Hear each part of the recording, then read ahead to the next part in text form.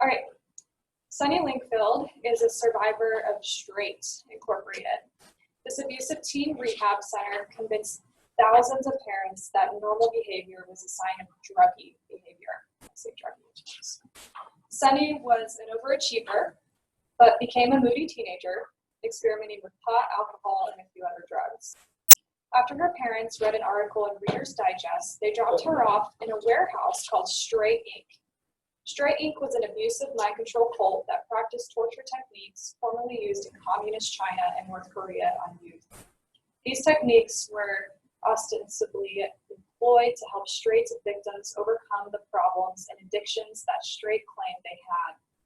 Spin-offs still exist today.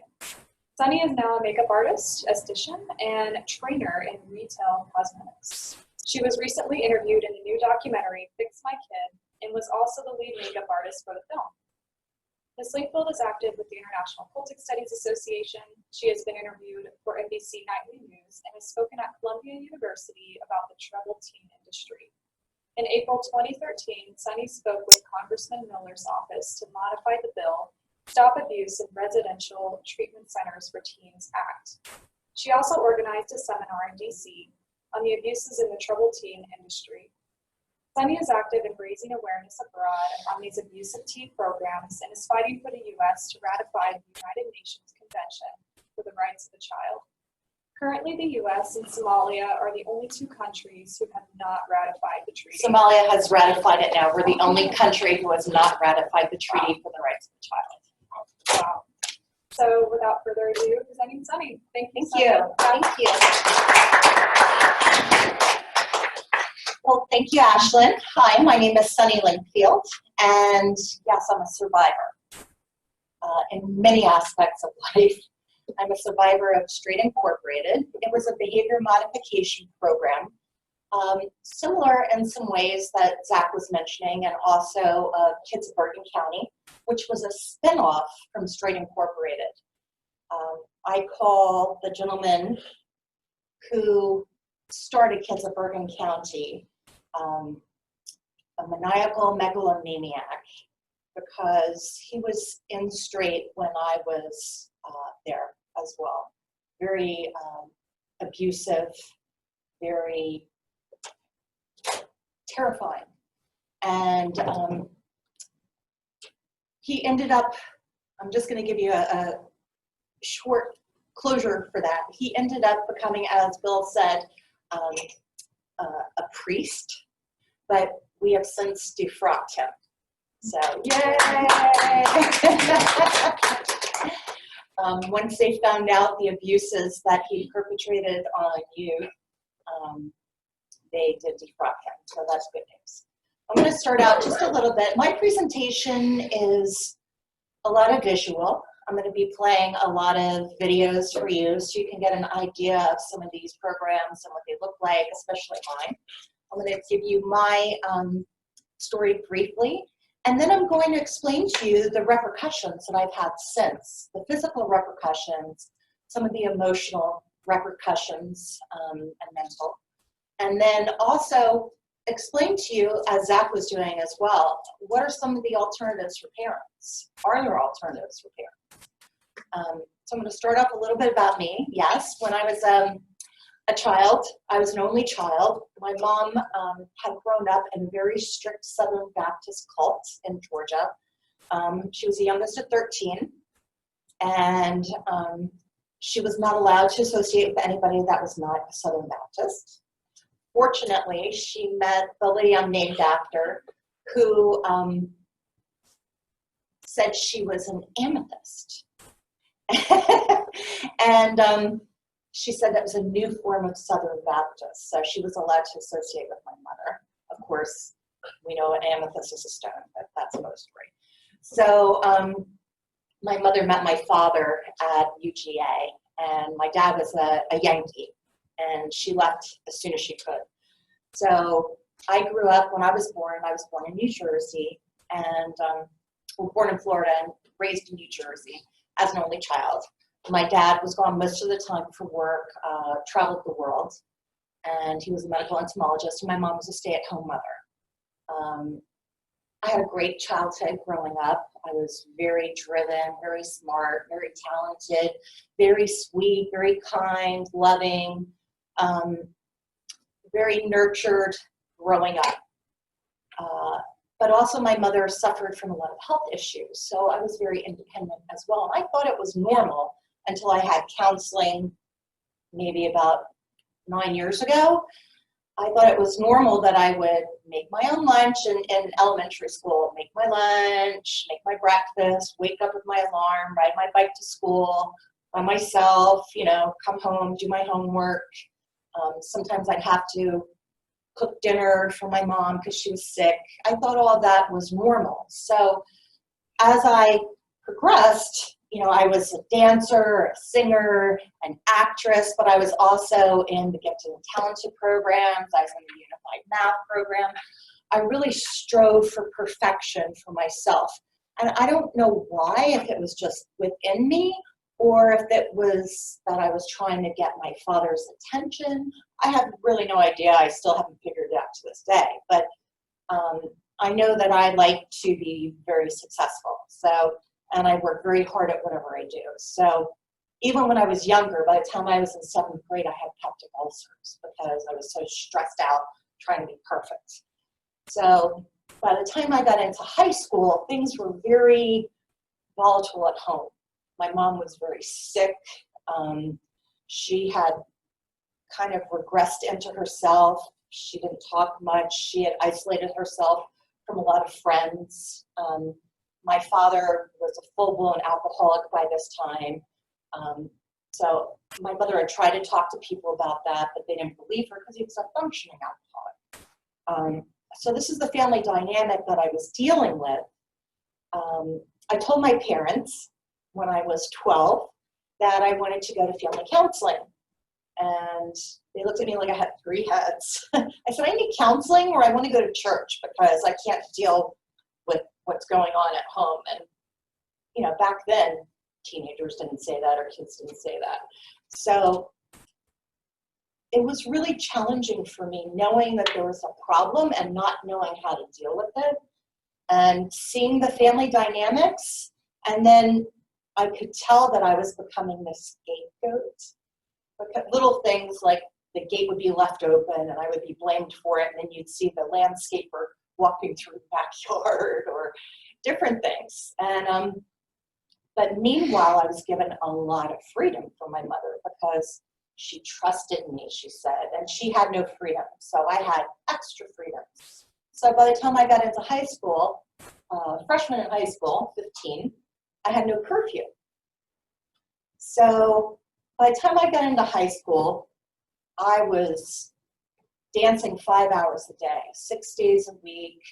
I was in the all-state choir. I was in regular choir. I was in marching band. I was in jazz band. I was in the regular band. I was in my own band. I was in all the school plays. I was in, doing lighting in the lighting department.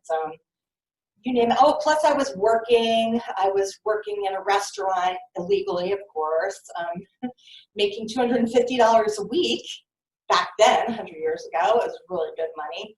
And I got burned out. I really got burned out. I was 15, 16 years old. I'm like, this is just too much. And I saw all these friends of mine sitting on the curb, smoking cigarettes, smoking a joint here and there, and, going out and drinking beers at night and having fun. And I thought, God, that looks great.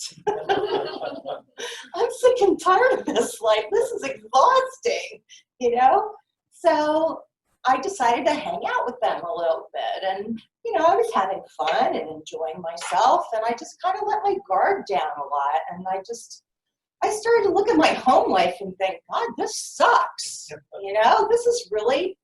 This sucks. I hate my life, I hate what's going on at home. And, I started listening to rock music and double music like Ozzy Osbourne and Led Zeppelin, and I'm wearing black clothes, and, I had long hair and the eyeliner, and, of course, my mother was like, oh my God, Total druggie. What is going on with my perfect child? And given the background that my mom grew up in a very strict Southern Baptist cult, you know, she started to freak out. And she also was looking at my dad thinking, uh-oh, you know, he's an alcoholic. My daughter is now doing things that I know she's doing that are good, and I have to do something about this before it's too late. And so we went to family counseling one time, and my dad and I did not want to be there, and the counselor ended up telling my mother that she was the problem, and she did not like hearing that. So we never went back to counseling again. And things just got worse and worse from there. And meanwhile, I just kind of divorced myself from my parents. Well, my dad got a transfer from one part of New Jersey to the other. And instead of driving 45 minutes, he decided he was going to move us. So here I am in a junior in high school, very established. I'm teaching dance, I'm in all these activities, etc. And I'm told we're moving. Now I'm really angry. I'm so angry. And I think as I have the right to be, you know? I mean, my friends were my family, you know, but they were all I had. And all my activities, and it was part of who I was. And then I ended up being told I had to pack the whole house because my mom was sick and my dad was still away. And when I went to my new school, they were all, I mean, I grew up really close to New York, so I was like Miss Vidal Sassoon and, you know, Gloria Vanderbilt and, you know, Charlie's Angels. And then I moved to the central New Jersey where it was like hiking boots, permed hair, you know, concert t-shirts. It was devastating. And they hated me. You know, they hated me because I was not like them.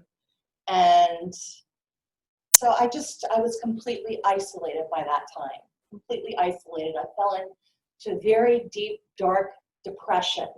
And I think my mom thought the move would be good to remove me from some of the negative influences in my life, but really it isolated me from any friends that I had and from the life that I had built for myself. I always knew what I was going to do with my life. I knew I was going to be a professional performer. I knew I was going to college. I had goals. I mean, how many kids can say in junior high they know what they're going to do for a living, and you know they work 6 to 8 hours a day after school focusing on that? That's what I did. I was very focused, and now I lost focus. I had no focus. Well, my mom, as you said, read an article, which was really an advertisement in Reader's Digest. My child was a walking chemical. And it had a questionnaire in there. It says, does your child wear black? Yes. Have you caught your child smoking cigarettes? Yes. Is your child drink alcohol? Yes. Have you caught them smoking pot? Yes. Listening to rock music? Yes. Yes, yes, yes. Your child is a drug addict. And if you don't get them help now, They'll be dead. They'll be dead, institutionalized, or in jail. And this is a reoccurring theme in all of these places. That's why I say, like you were mentioning, that's why I say that these are cults, because they have the same reoccurring fear tactic on parents. They try to scare the parents enough to grab their attention, and of course they love their child, and they don't want their kid to be in jail or dead or, you know, in the gutter somewhere. So it said, but we can help, call this number. So my mom called the number, and it happened to be in St. Pete, Florida. Plus, it's in Reader's Digest, which everybody. It's in Reader's Digest, so it must be true, right? Yes. What year was this? This was 1982. So I was 17. And 1982, my mom called and they said, oh, you must come down for an evaluation before it's too late. So they scared the heck out of my mother. And my dad was like, get this moody teenager out of my house. I can't take it, you know? So we took a trip down to Florida. We went to go visit my dad's parents. And then they said we were going to some store, because it's always some kind of lie. It's almost never the truth. So we were going to the store, and of course I'm like in the car with my parents. Oh my God, this sucks. So I had my bass guitar in the back seat with my like boom box, and I'm like playing music in the back seat going, this sucks. And we get there and I get out and they take me into this other room. I'm like, what kind of store is this? Right? Well, they separate you immediately from your parents. My parents went on this side of the warehouse. I went on that side of the warehouse. And immediately I was locked in a white room with these teenagers. And my parents were on the other side with the intake specialists. And they were told that I was having an evaluation. Meanwhile, I was just in there with a couple of teenagers. They were told that my evaluation said I was a stage 4 drug addict. Basically, I was about to die with needles in my arm.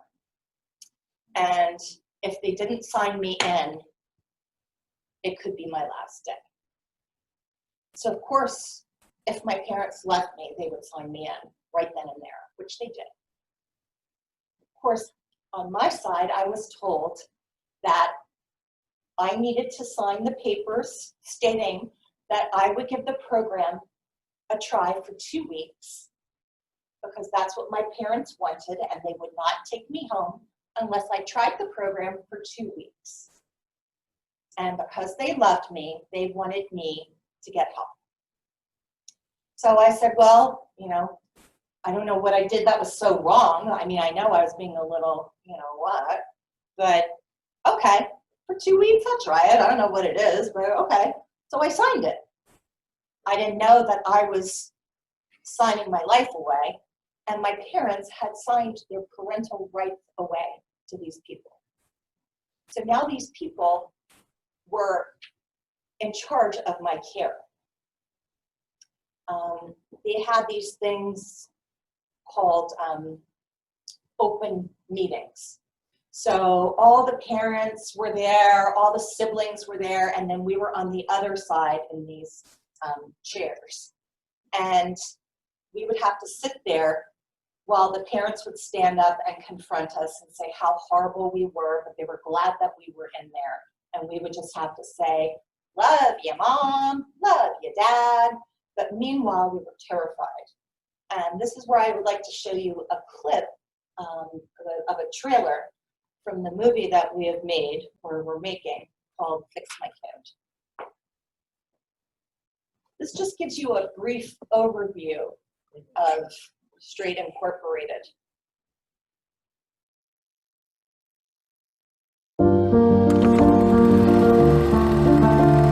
Many good people have been convinced that civilization is collapsing, and is collapsing around their children. And they see their children trying drugs and get convinced that they're going to die. Our parents thought they took us someplace with professionals with an amazing success rate, the best place in the country. Princess Diana, Nancy Reagan, George Bush, 1,000 points alike. They thought they had the best possible place in the world. When in reality, they were just creating molded tin soldiers. Straight Incorporated is a drug treatment program for children from 12 to 22. Although there are qualified professionals on hand, most of the drug therapy is conducted by other kids at different stages in the program. Not only were the kids unqualified, but there was nobody there who had any serious qualification to be providing therapy of any kind to anybody for anything. Now think of a situation in which people are told you you can physically, mentally, and emotionally abuse other people in this group because you're doing them a favor. Children will be incredibly cruel in that kind of environment. You're setting up a Lord of the Flies. The least human parts of all of us came out because that kind of anger comes from fear. It doesn't come from anything else, it just comes from being scared shitless. Some of the things I saw children do to other children were more brutal than murderers, rapists, and felons that I know and have associated with in my life. And I need to let the people know responsible that we remember, and we're not a bunch of teenagers anymore. I'm going to tell the world about how you destroyed families. I'm going to let them know the things, the horrible things you taught children to do to each other, and how people killed themselves to get away from you. One of these compounds could be right down the street. There's probably these places in every state in our union, and people are just turning a blind eye to it. I mean, my gosh, to think that there are thousands and thousands of children, of adolescents, young adults being subjected to this kind of abuse, it's horrendous. And it's something that we as a society have to do something about. During the Vietnam War, we heard the phrase, we had to destroy the village in order to save it. Well, some parents have said, I've got to destroy my kid in order to save him. Look at us. It's a bunch of broken kids. But here we are, and they're still doing it to other kids.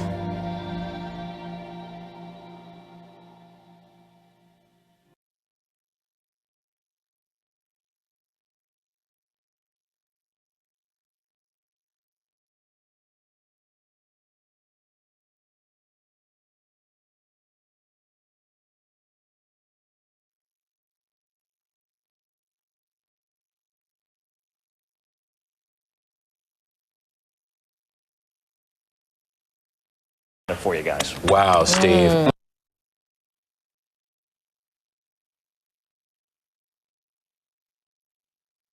Don't know. That's a great idea. I really have no idea. I think it came from the seed, or maybe from Synanon, even. Maybe. That's a great question. Just so for our virtual audience, can you say what this is again? Yes, this is a clip from Kids Helping Kids. It's called Pathway Family Center, which is another spinoff of Straight Incorporated. It's another facility that has since been closed down. Many of these programs have been closed down and other ones reopen, maybe that are the same or under different names. And this explains a lot about the rights and privileges that are taken away from you. This also explains a lot about what it's like to be inside, but from two perspectives. How you can see one of the interviewees and how he's so wholehearted and so set on how great this place is, but you can see how he's really brainwashed and robotic. And if you notice, when they're interviewing him, they're just gray cinder blocks behind him. We were locked in a warehouse with gray cinder blocks and no windows, no air conditioning, sweat. It was very claustrophobic. They would also isolate you in rooms and lock you up and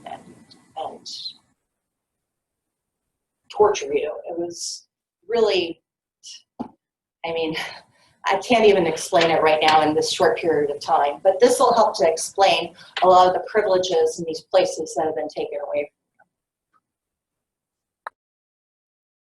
from them. Tonight, a rare look behind the walls of a controversial program to help kids kick drugs. The program is called Kids Helping Kids. It has support in high political offices, but some call it a cult. What's the truth? The I-Team's Hagit Lamour has been investigating. Hagit? Well, some people say it saved their lives. Some say it's scarred them for life. A program or something to deprogram. For all the controversy, Kids Helping Kids led our cameras inside for an unprecedented look behind its locked doors.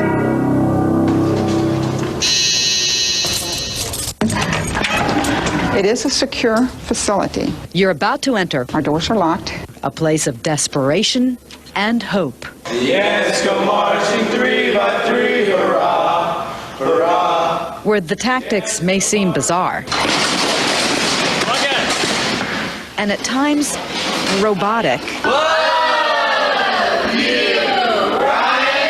but where futures change. We are a strong program. I won't deny that. For the better. I have a chance to get my life back. Or worse. I feel like I've been trying to deprogram myself for years. Are you brainwashing? No. In the early morning, a car pulls up to this nondescript building in Milford. It is no ordinary carpool. One teen clearly is in charge of another. Where, Clark? He's the old comer, a veteran, You got anything in your pocket there? responsible for his newcomer, who just arrived at Kids Helping Kids. There was no place else to turn. Parents say it's the drug treatment of last resort. He threatened suicide twice and was in the hospital. Martha Logan drives 240 miles a day to transport her son and his newcomers, who spend nights in her home, to a program that costs more than $20,000 insurance may or may not cover. Today, what we're going to talk about is previous attempts at sobriety. The kids sit in rap sessions much of the day. I couldn't associate with anybody unless I was high like all. Newcomers on first phase up to 6 months can't go home or to school, listen to music, watch TV, or talk to each other. In group, no one talks without permission. They get through certain hand gestures. When you first came in and you saw this, what did you think of it? I thought everybody was crazy. Brandon Blackier's been here 8 months. My use had started progressing to the point where it was uncontrollable. Blackier is working the program. That means raising your arm ramrod straight in group sessions, singing kids songs, Get out of the rain. and on cue, doing this. They call it motivating. You have to participate to progress to phase 2. You get to go to your own home at night. Phase 3, you go back to school.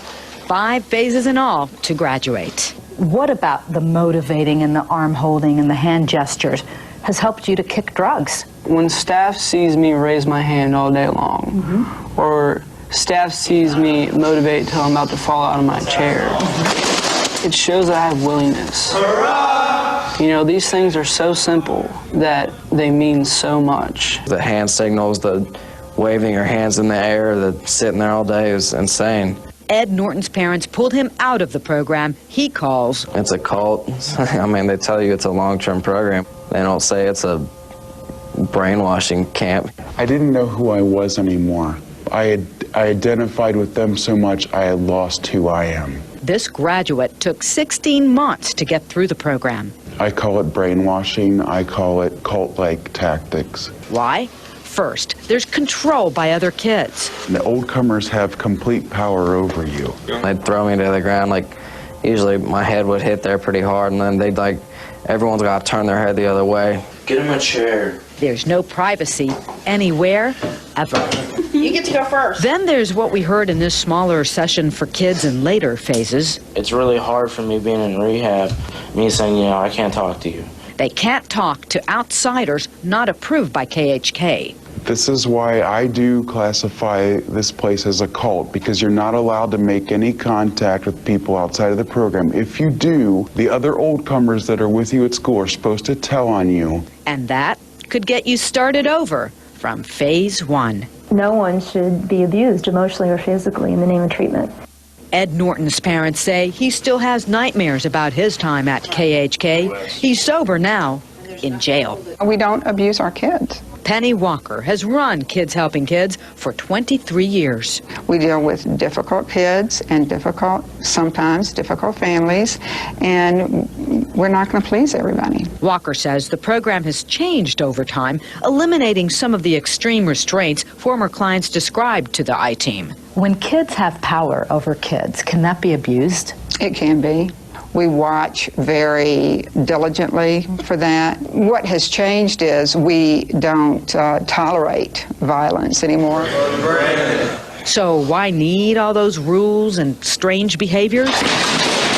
It's part of the discipline and the structure. Certainly I understand that motivating looks bizarre. It's good exercise. I mean, so the kids that are sitting there in group for long periods of time, it really gets their blood moving and that kind of thing. Both the state of Ohio and Butler County recently investigated Kids Helping Kids and found no evidence of abuse or neglect.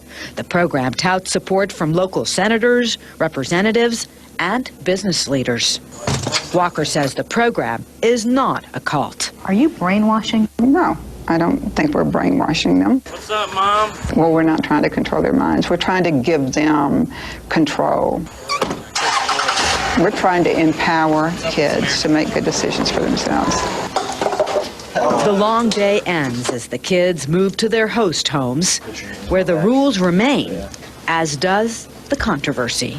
It had me like in its grip. Without this, where do you think your son would be? Dead. Either I'd be dead or he'd be dead. But some parents disagree. I was appalled by just the stripping away of all rights. While some call it therapy, I would have not have finished school. I don't think I'd be alive today. Others call it crossing the line. I feel like I've been trying to deprogram myself for years. Good night.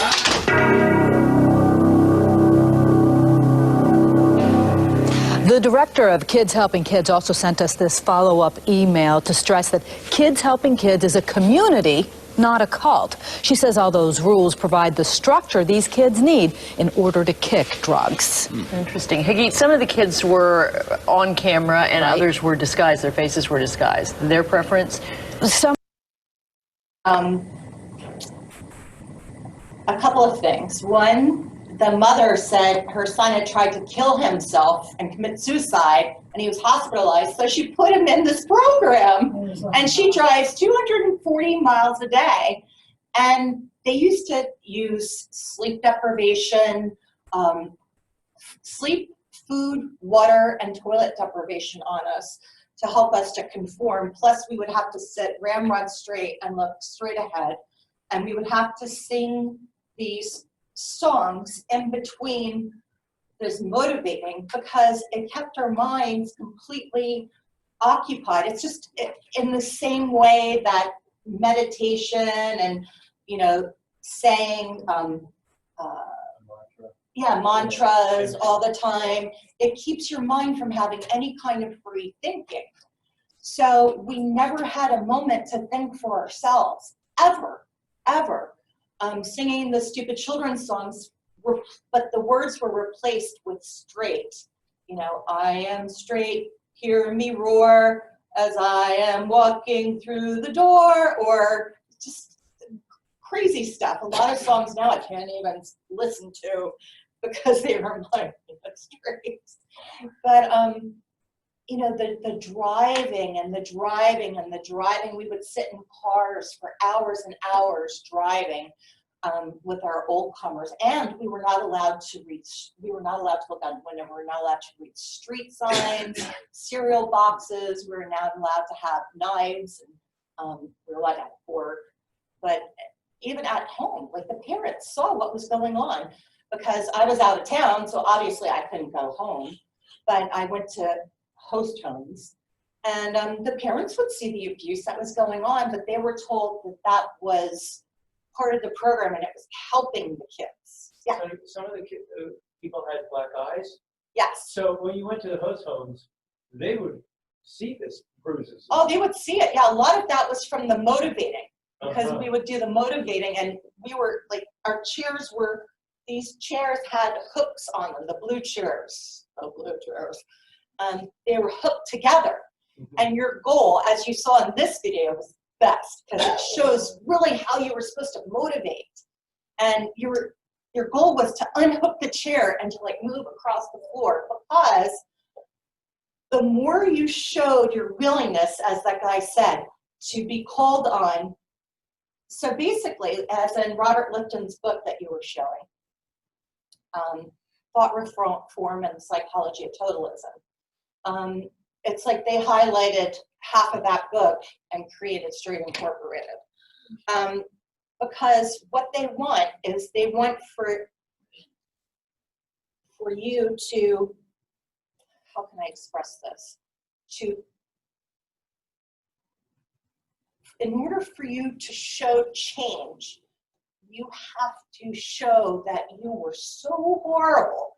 So we would try to make up stories. Like, I would try to make up a whole list of drugs that I did, even though I never did them, because you had to make yourself look so bad, because then you can make it look like you were changing. Because the better you changed and the more you talked or the more you confronted somebody else, it showed that you were changing and you were getting better. So then you would be looked at as being promoted and getting up to the next level. Yeah. Sure. So that's your reward. Right.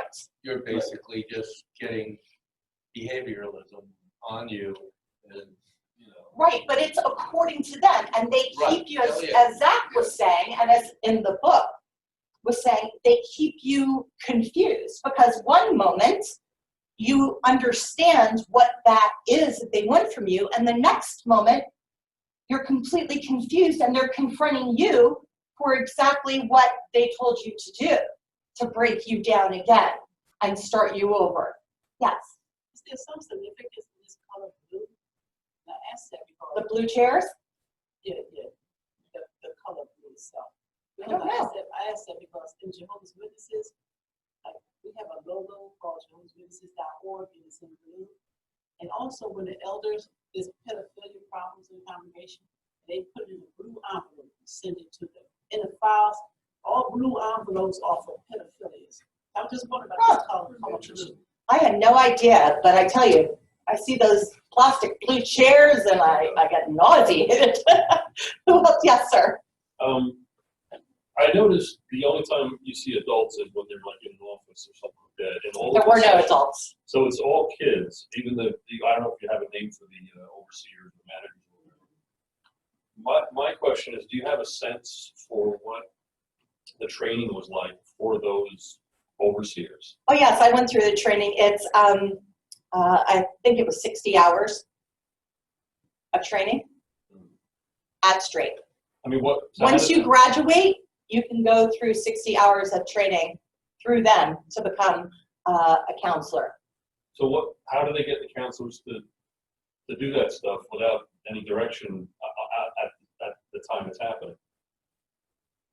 Meaning? How are the counselors? Where do they get their ideas? Like, this is what. Oh, they have to go through Straight. My question is more specifically. Yeah, like, related to that. Yeah. Just a second. In a lot of these self-sealing systems, they succeed best when they can get the deployable agents to police their own thoughts. Exactly. In other words, you can send someone from the Middle East to live in the United States for 2 years among normal people and act normal, and then fly a plane into the building. You know, and in other words, they're policing their own thoughts for a couple of years away from all that time. Nobody's micromanaging at that time. So that's an extreme case. But can you give me an example how you would have got to the point where you were policing your own thoughts in order to conform, or were you always struggling with it while you were? Well, that leads me to something that I was going to speak about as well, right before I switched to the different subject here.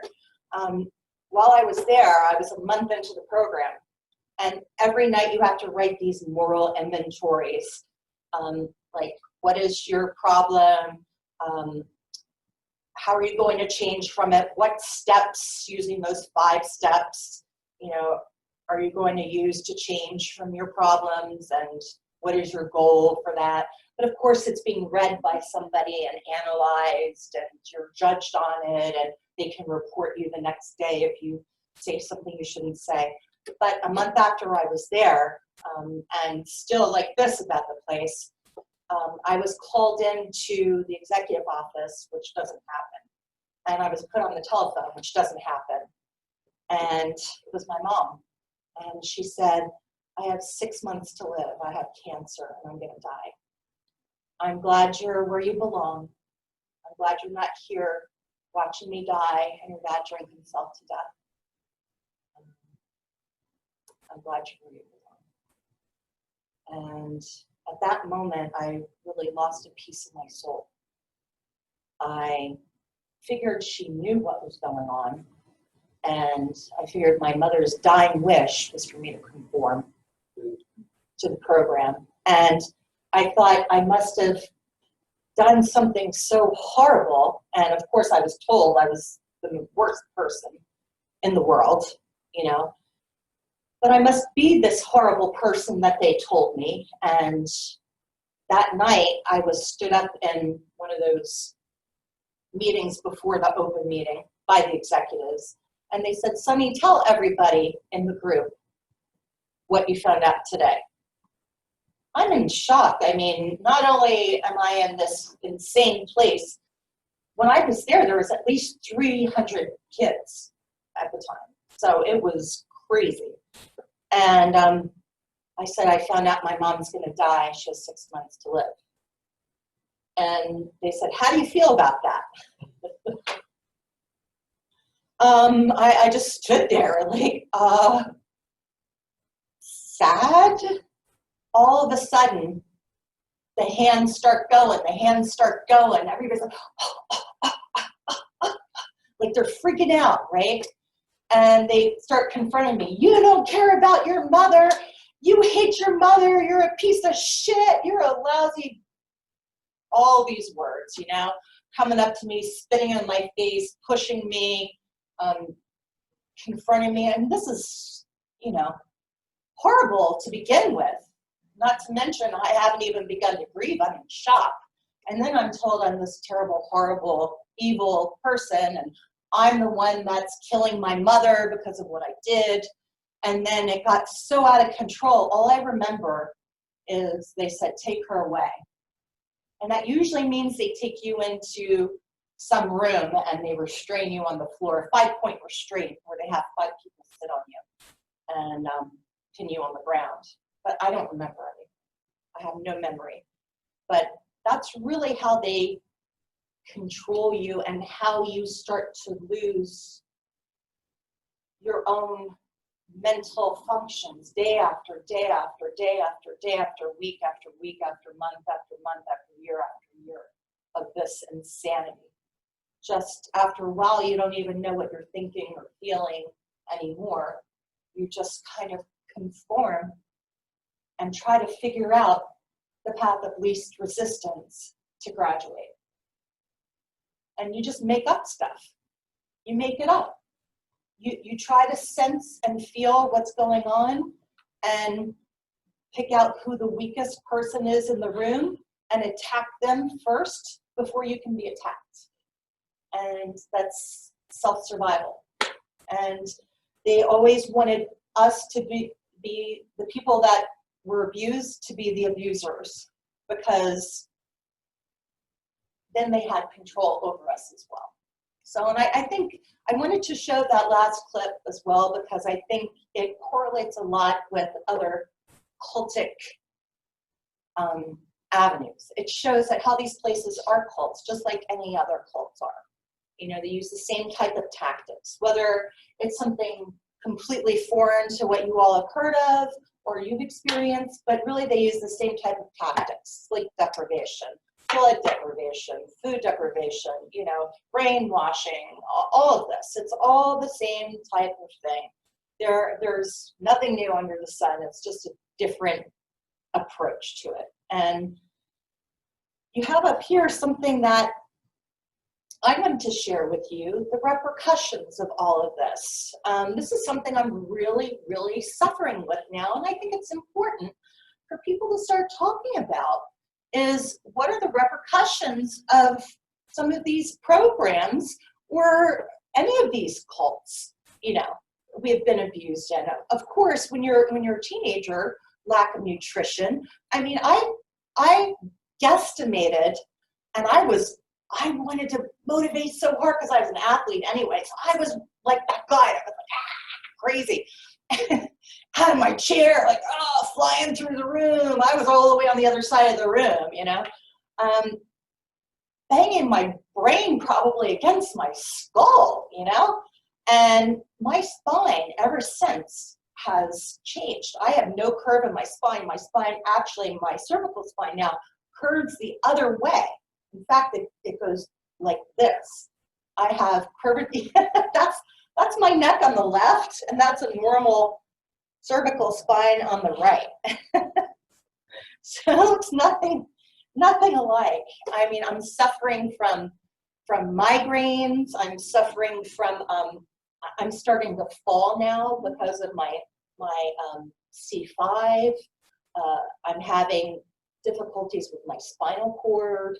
I just went to see a neurosurgeon. I'm considering surgery. Same with my back. My doctor just told me that I have the spine of an old woman. And a lot of that, yeah, there you go, that's my spinal cord. And a lot of that is because of the motivating. And I'm very open and honest with my doctors, and I'm very fortunate to have found great doctors, and they agree with me. They say, absolutely, because I have so many osteophytes, so much arthritis from that friction. I guesstimated over 500,000 times I'm motivated like that. How long were you in there? I was in 19 months. Mm-hmm. And then you have aftercare. So what were you going to ask me, Becky? No, I got it. Okay. Yeah. Can we go back to the CSS? So central sensitization is something that I have recently discovered, and it makes so much sense. It's when I'm suffering from so many different issues. My central nervous system is completely screwed up, my sympathetic and my peripheral nervous system. I have 4 autoimmune diseases. It's just gone completely out of control. And I've been fortunate enough to find out that it's something called central sensitization syndrome, especially when you have psychological trauma as a youth, and especially PTSD, which is in your central nervous system. And then you experience something else, a third party issue, such as myself. I fell and I tore ligaments. I fractured the top of my right foot and my knee. And if you can go to the foot picture, that created something called complex regional pain syndrome, or RSD, reflex sympathetic dystrophy, which is a pain disorder. And it caused crazy inflammation. It caused vascular disorders, and my sympathetic nervous system is completely damaged. I have now something, because of that, it's dissolving the bones in my feet. So I have a non-diabetic Charcot foot where the bones are collapsing and fracturing in my feet. I very frequently get this. I have a spinal cord stimulator implant, which doesn't really help. I'm getting infusions every 2 months of ketamine, magnesium, lidocaine, just trying to be able to walk. I mean, this is a good day for me. Some days I can't even stand. This morning I had a migraine. I couldn't get out of bed. It's so debilitating. I was a workaholic just to prove I was really good. I was sales and training director in cosmetics, flying all over the country, doing great for myself, you know, very proud. I had no other life. I had no hobbies, no nothing, no husband, no kids. But all of a sudden, all of these things started to react because I pushed down all of this trauma for so many years, you know? And when it all came out, all of that stress and PTSD and then the fall, it triggered like a waterfall effect. And I have, I'm involved with a lot of different people from these programs in Facebook groups. Many people have MS, have cancer, have RSD, have rheumatoid arthritis, have a lot of these, have a lot of damage to their nervous systems because of this trauma, central sensitization syndrome. And you can Go ahead and get rid of that picture if you don't like that. But it's really interesting to see. I mean, I would say that our suicide rate is much higher than a normal suicide rate, because something Bill Goldberg told me that I never understood was I sought therapy after I got out of Straight Incorporated because I knew something was really wrong. And, you know, I always had like a level head, but when I got out, I was like scrambled eggs. And I said, you know, my mom was dead, my dad was a jerk, I was all alone and confused. And the counselors were always like, oh, you're doing great, don't worry, you know, you're fine. And Bill said because they thought that I was a drug addict. So because I wasn't doing drugs, they thought I was doing great. So they didn't understand what had happened to me. They didn't understand what I was trying to express to them, because maybe I wasn't explaining it well enough, because maybe I thought that I had deserved a lot of that, so I didn't express it enough. I don't know. But I just wanted to give you all, I don't know if you have that link. Yeah. This is a link. If you would like to copy this or take a photo of it, I got permission from the creators of the movie Fix My Kid to give you the private link and password for the whole movie. It's a 90-minute movie. This is one of the versions. It's not the final version, but it's not as traumatic as the last version. So I think you guys might enjoy watching it. And it really is a good description of what these programs are and how they treat kids. And I think it'll give you a good idea of, or a good answer to a lot of the questions that you're having. So one thing, yeah, I saw on your previous slide, you were talking about like institutionalized child abuse. Yeah. And I think we've been talking around that term. But one thing when I first started hearing Zach's story, which wasn't as soon as I met him, let's be clear, there was time before the story came out. But one of my first, because I'm in education, and one of the first things I said to him was, it's like parents are paying an organization to abuse their kids because they know legally they can't. Like, parents would not be allowed to withhold food, to withhold sleep, to make you have stress positions, to call a girl horrible names, and like that wouldn't be allowed within the context of a family unit. And so I'm just thinking about, like, from being in the education industry, we talk a lot about child abuse and being mandated reporters within the field. You have to report if you suspect that abuse and neglect. But I think that more attention needs to be brought to the fact that what we really are talking about is institutionalized child abuse. Absolutely. And a lot of it is because it's privatized, there is no oversight. It's a multi-billion-dollar industry. It's also been moved overseas. A lot of them are overseas as well, into other countries. I think my time is almost up, right? You're good. Yeah. I also think that having just had two children go through the boarding school scene, that most schools still tend to use shame as the primary control, and even if they're not doing all the rest of this. And one of my kids was fortunate enough, well, actually both of them to some extent, but one in particular was fortunate enough to end up in a junior boarding school in the Adirondacks, where the whole emphasis was on competence. And so he went through, he learned how to garden, and he had chores working with the animals up there. They ended up going and hiking all the mountains up in the Adirondacks. And you want something with positive reinforcement. Exactly. Something with encouragement, positive reinforcement, any kind of licensed therapy. Right.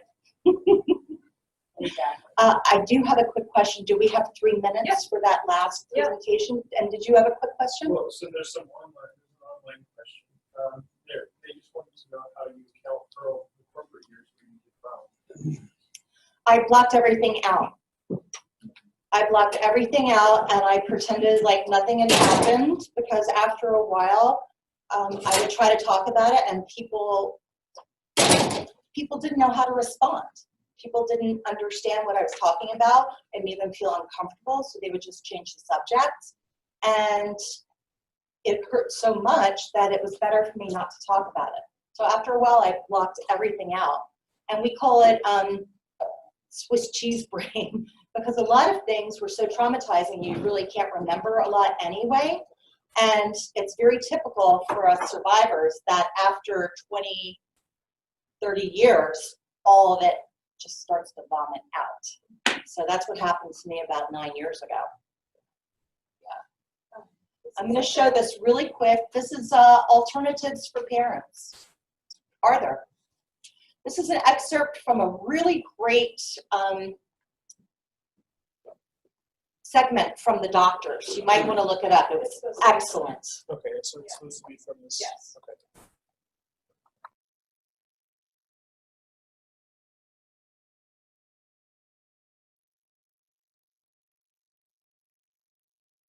Anytime communication is interrupted between you and your child, that's a red flag for sure.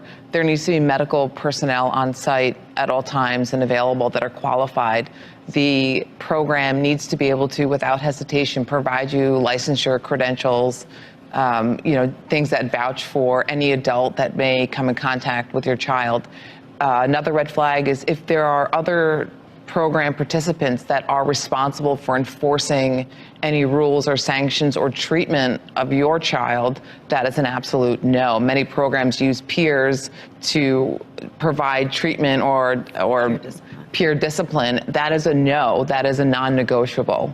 And you want to make sure that the program, do your homework. My message really is for well-intended parents, if you know your child is struggling and you want to find the help that you need, do not make this decision while you're in your crisis, though you are the parent that they want. If you hear words like act now or your child will die, place them with us. A red flag is if they can claim to diagnose, or you click a survey online and they say, great, come to our program. My main point is if they are a good facility with good practices that are evidence-based and a positively reinforced environment, their priority is making sure that they are an appropriate level of care for your child, that your child is not an appropriate dollar sign for their bank account. This is a $1.2 billion industry, the troubled teen industry.